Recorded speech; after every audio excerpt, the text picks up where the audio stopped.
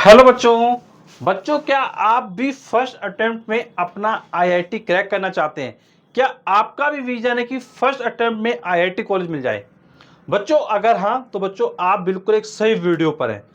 बच्चों देखिए, आईआईटी की सीट सिक्योर करना बहुत ज़्यादा डिफिकल्ट काम नहीं है। बस आपकी जो स्ट्रेटजी है वो एक सीक्वेंस वे में होनी चाहिए। अगर आपकी स्ट्रेटजी सही है तो ये पक्का तय है कि आप एक आईआईटी की सीट सिक्योर कर लेंगे। बच्चों, आज जो मैं आपको पॉइंट्स बता रहा हूं, अगर आप इन पॉइंट्स को फॉलो करते हैं तो बच्चों ये पक्का तय कि आपकी जो सीट है आईआईटी को सिक्योर हो जाएगी। बच्चों, जैसा आपको पता है कि एक आईआईटी की तैयारी करने के लिए बच्चा सबसे पहले कोचिंग ज्वाइन करना है। बच्चों देखिए, कोचिंग ज्वाइन करिए, सब कुछ करिए, लेकिन कुछ चीज़ें जो मैं बता रहा हूं उनको जरूर फॉलो करिए, बिकॉज वो प्रिपरेशन आपको सिलेक्शन दिलाएगी। चलिए बच्चों, हम लोग बात कर लेते हैं उन पॉइंट्स की जिसके बेसिस पर हमारा सिलेक्शन होगा। देखिए बच्चों, सबसे फर्स्ट पॉइंट आपको बच्चों ध्यान रखना है कि आपको अपना एक रोड मैप बनाना है। रोड मैप बच्चों आपको इस चीज का बनाना है कि आपको ये पता होना चाहिए कि भाई जनवरी में आपका जेईई मेन का पेपर होगा और अप्रैल में आपका जेईई मेन का पेपर होगा। ये आपको पता होगा। अब बात आती है कि इसमें इंपॉर्टेंट मैं क्या बता रहा हूं। बच्चों, इंपॉर्टेंट बात यह है कि बच्चों आपको पता है कि जनवरी का जब पेपर होता है जेईई मेन का, उस समय जो बच्चा 12th अपेयरिंग में होता है वो बच्चा अपना क्या उतना ज्यादा फोकस जनवरी अटेम्प्ट पे नहीं कर पाता है। उसका मेन फोकस होता है उसके बोर्ड एग्जाम जो फरवरी में हो रहे होते हैं। चाहे बच्चों आप सीबीएसई बोर्ड की बात कर लीजिए, आईएससी बोर्ड की बात कर लीजिए, यूपी बोर्ड की बात कर लीजिए, किसी स्टेट बोर्ड की बात कर लीजिए। बच्चों, मोस्टली एग्जाम्स आपके क्या फरवरी में बोर्ड एग्जाम होता है। तो बच्चों जो जनवरी अटेम्प्ट होता है ये आपके लिए गोल्डन पीरियड होता है। जो बच्चा क्लास 12th के बाद आईआईटी को फर्स्ट अटेम्प्ट में क्रैक करना चाहता है, जो भी बच्चा ड्रॉपर स्टूडेंट है, उसके लिए एक गोल्डन अपॉर्चुनिटी होती है कि वो जनवरी में एक अच्छी परफॉर्मेंस देके अपना स्कोर कर ले। और बच्चों आपको पता होगा कि आप जो जनवरी में एग्जाम देंगे और अप्रैल में एग्जाम देंगे उनमें जो बेस्ट स्कोर होगा वो आपका कंसीडर होगा। तो इसके लिए बच्चों आपको ध्यान ये देना है कि आपको अपने बेस्ट स्कोर की तरफ क्या है मूव ऑन होना है।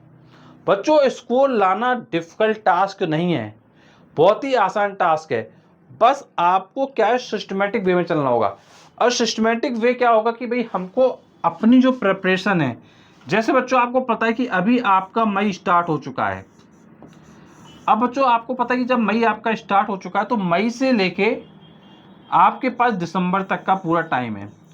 और बच्चों आपका जो एग्जाम होगा वो जनवरी में 22 से लेके 31 जैन के बीच में हो जाता है। ऐसा हर साल होता है।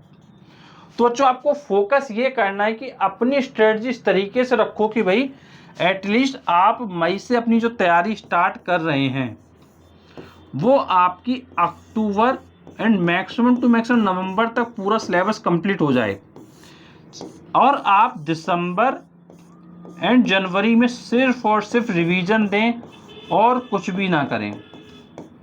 अब बच्चों ये आपको अपनी स्ट्रेटजी बनानी है। अब आपको ये प्लान करना है कि जो आपके सब्जेक्ट्स हैं फिजिक्स, केमिस्ट्री एंड मैथ्स, आपको फिजिक्स में कितने चैप्टर कंप्लीट कर लेने हैं, केमिस्ट्री में कितने कर लेने हैं एंड मैथ्स में कितने कंप्लीट कर लेने हैं। आपको ये रोड मैप बनाना है कि मई में कितना कंप्लीट करना है, जून में कितना करना है, जुलाई में कितना करना है एंड इसी तरीके से आपको जाना है नवंबर तक कि नवंबर तक हमें किस तरीके से अपना सिलेबस कंप्लीट करके चलना है। बिकॉज बच्चों ये जो जर्नी है ये आपकी जर्नी, किसी और की जर्नी नहीं है। अगर आप अपनी जर्नी में खुद से प्रयास नहीं करेंगे तो आप पीछे रह जाएंगे। तो ध्यान रखिए, आपकी जर्नी है, आपको आईआईटी में सिलेक्ट होना तो आपको ही प्रयास करना पड़ेगा। देखिए, कोचिंग सिर्फ गाइडेंस देती है और बच्चा कुछ भी कर सकता है। बच्चों ध्यान रखिएगा, एक स्टूडेंट एक टीचर से बहुत ज़्यादा होशियार होता है, बिकॉज टीचर सिर्फ एक सब्जेक्ट में निपुण होता है, एक सब्जेक्ट में एक्सीलेंट होता है, लेकिन बच्चा तीनों सब्जेक्ट में एक्सीलेंट होता है और वो आईआईटी क्रैक करता है। तो ध्यान रखिएगा, ये चीज़ आपसे होशियार कोई नहीं है।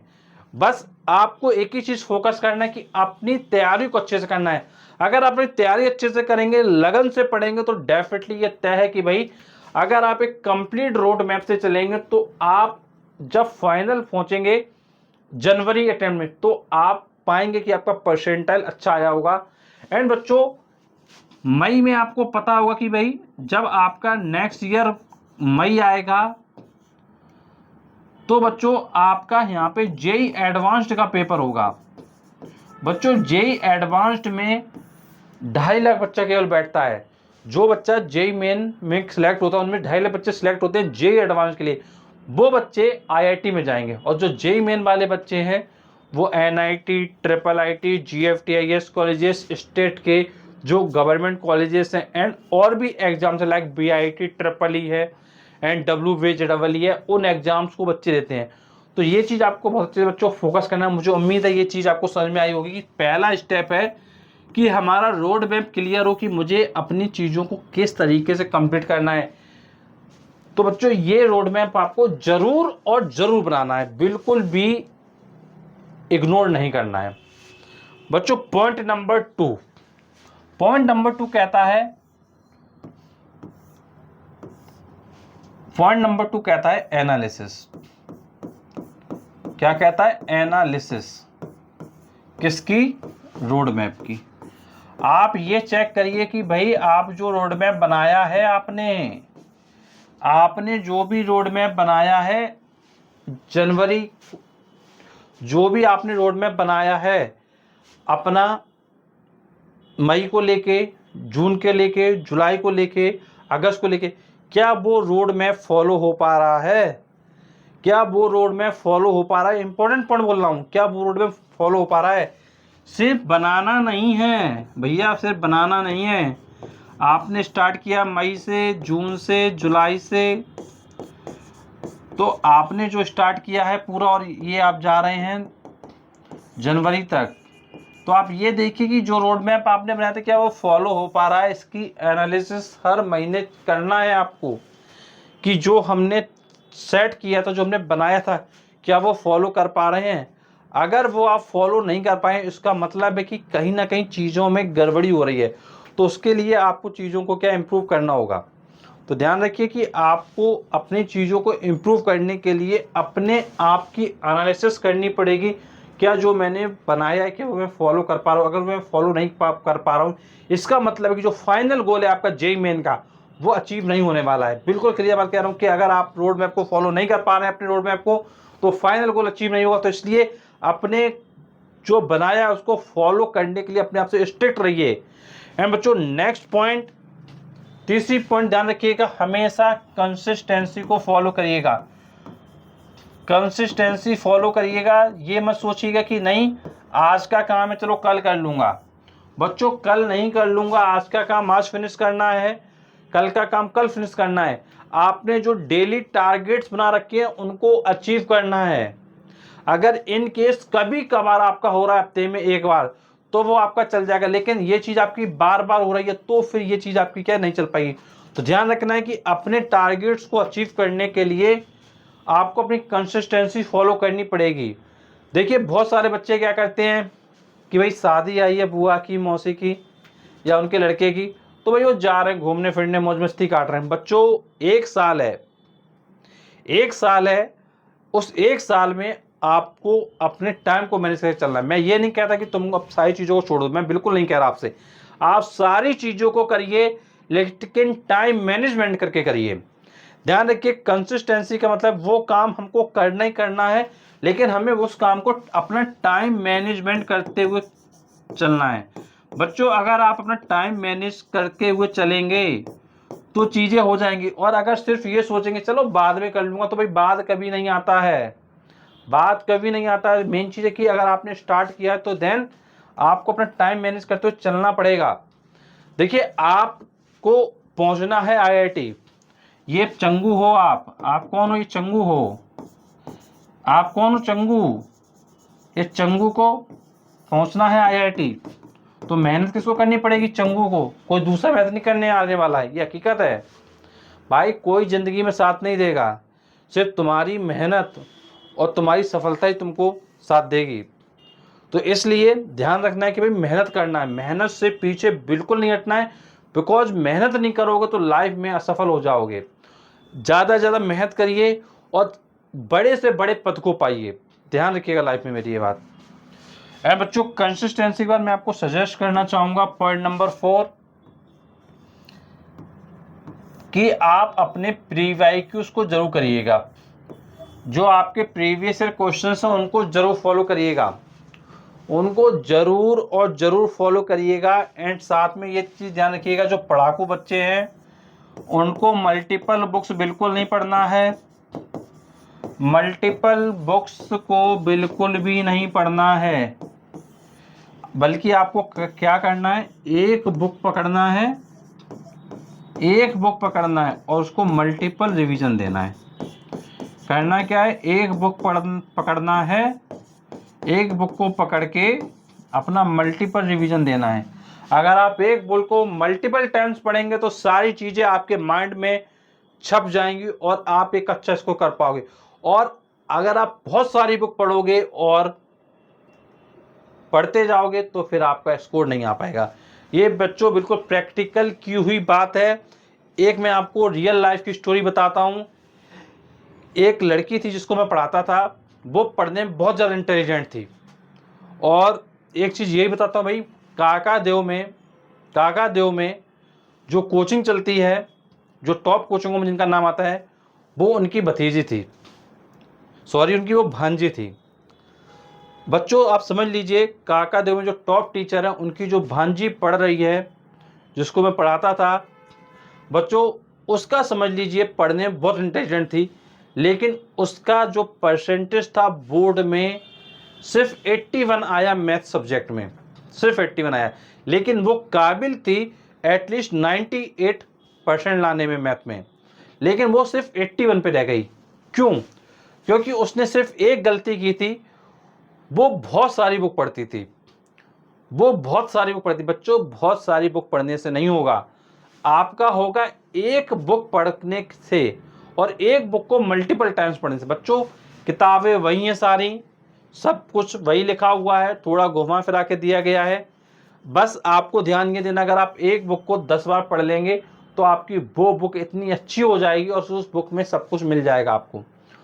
तो इसलिए ध्यान रखिए, जो भी बुक फॉलो कर रहे हैं एक बार चारों तरफ से पता कर लीजिए, जो भी आपके मित्र, दोस्त, यार, टीचर, पड़ोसी अड़ोसी जो भी हों, सबसे बात कर लो, पता कर लो, और उसके बाद जिस बुक को फाइनल करो उस पर विश्वास करके पूरा उसको पढ़िए और मल्टीपल रिवीजन दीजिए। अगर ये करेंगे तो डेफिनेटली सफल होंगे आप आईआईटी की सीट को पाएंगे।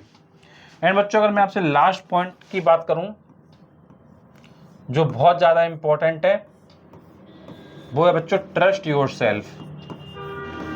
Trust your self. बच्चों खुद पर विश्वास करिए, खुद पर विश्वास करिए कि भाई आप भी आईआईटी क्रैक कर सकते हो। बच्चों एक चीज़ अच्छे से समझ लो, बच्चों अगर आपने पढ़ाई नहीं की तो ये पक्का तय है कि आपको आईआईटी सीट नहीं मिलेगी। लेकिन बच्चों अगर आपने पढ़ाई करी तो ये भी पक्का तय है कि आप आईआईटी की सीट पे पहुंचोगे। अगर इन केस किसी गलती से नहीं पहुंच पाए आईआईटी की सीट पर तो आप एनआईटी की सीट पे पहुंच जाओगे, या ट्रिपल आईटी की सीट पे पहुंच जाओगे, जीएफटीआई कॉलेज की सीट पे पहुंच जाओगे, या फिर कोई ना कोई स्टेट का गवर्नमेंट कॉलेज मिल जाएगा जहां से तुम्हारी लाइफ सिक्योर हो जाएगी, एक अच्छा प्लेसमेंट हो जाएगा। लाइफ में तुम खुद याद रखोगे कि हाँ मैंने मेहनत की थी और मुझे एक अच्छा रिजल्ट मिला।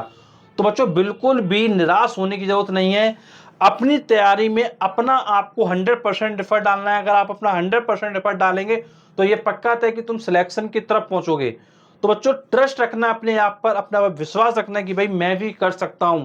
बहुत सारे बच्चे हैं जो अपने आप को बीच बीच में निराश पाएंगे कि भाई मुझसे नहीं हो पा रहा है, मेरे मार्क्स कम आ रहे हैं, मैं नहीं कर पा रहा हूं। तो बच्चों ध्यान रखिए कि आपको पता है कि जो जेईई मेन का पेपर होता है वो 300 मार्क्स का होता है। बच्चों अगर इन केस आप एग्जाम दे रहे हो, आप अपने टेस्ट सीरीज को दे रहे हो, अगर आपका इन केस सिर्फ 100 मार्क्स आ रहा है तो बच्चों प्रयास करिए कि नेक्स्ट टेस्ट में आपके सिर्फ 105 आ जाए, सिर्फ 5 मार्क्स इंक्रीज हो जाएं। बच्चों उसके नेक्स्ट टेस्ट में आप फिर प्रयास करिए कि आपके एटलीस्ट 110 हो जाएं। फिर बच्चों नेक्स्ट टेस्ट में प्रयास करिए आपके 115 हो जाएं। देन बच्चों नेक्स्ट टेक्स्ट में प्रयास करिए आपके 120 हो जाए। बच्चों अगर आप इस प्रयास को इस तरीके से कंटिन्यू रखेंगे तो बच्चों वो दिन दूर नहीं होगा कि आपके 210 प्लस मार्क्स आएंगे और आपकी NIT सीट 100% सिक्योर होगी और आपका JEE एडवांस में आपको बैठने का मौका मिलेगा। आप वहाँ से आप IIT सीट को भी निकाल पाएंगे। तो बच्चों सारा खेल सिर्फ एक ही चीज़ का है, अपने आप पे विश्वास रखने का और लगातार पढ़ाई करने का और एक सही रणनीति को समझते हुए तैयारी करने का। अगर ये चीज़ फॉलो करोगे तो ये बच्चों पक्का तय है कि तुम भी लाइफ में सफल होगे, क्योंकि सफलता का सिर्फ एक ही मूल मंत्र है, वो है hard work with smart strategy. अगर आप एक हार्ड वर्क अपनी स्मार्ट स्ट्रेटजी के साथ करते हो तो आप सफल हो जाओगे। सिर्फ हार्ड वर्क नहीं करना है, अपनी स्ट्रेटजी पर खुद से एनालिसिस करनी है, क्या मैं सही कर रहा हूं, क्या मैं गलत कर रहा हूं। अपने आप को बार बार आंकिए, जितने बार आप अपने आप को आंकेंगे और उसके लिए फिर से प्रयास करेंगे, फिर से रिस्टार्ट करेंगे, तो डेफिनेटली आप अपनी सफलता की मंजिल को पाएंगे और एक IIT की सीट को सुनिश्चित करेंगे। अगर बच्चों आपको मेरे पॉइंट्स अच्छे लगे हैं, मेरी बातें समझ में आती हैं, प्लीज़ वीडियो को लाइक करिएगा और उन बच्चों तक शेयर करिएगा इस वीडियो को जो अपने पहले अटेम्प्ट में IIT की सीट को पाना चाहते हैं। तो बच्चों मुझे उम्मीद है कि आपके लिए वीडियो काफ़ी हेल्पफुल रहा होगा और जो भी बच्चे कानपुर में IIT JEE कोचिंग ज्वाइन करना चाहते हैं वो बच्चे RS इंस्टीट्यूट कानपुर ज्वाइन कर सकते हैं, बिकॉज यहाँ पर IIT तैयारी की ऑफिस करवाई जाती है। तो चलिए बच्चों मिलते हैं आपसे नेक्स्ट वीडियो में, तब तक थैंक यू सो मच।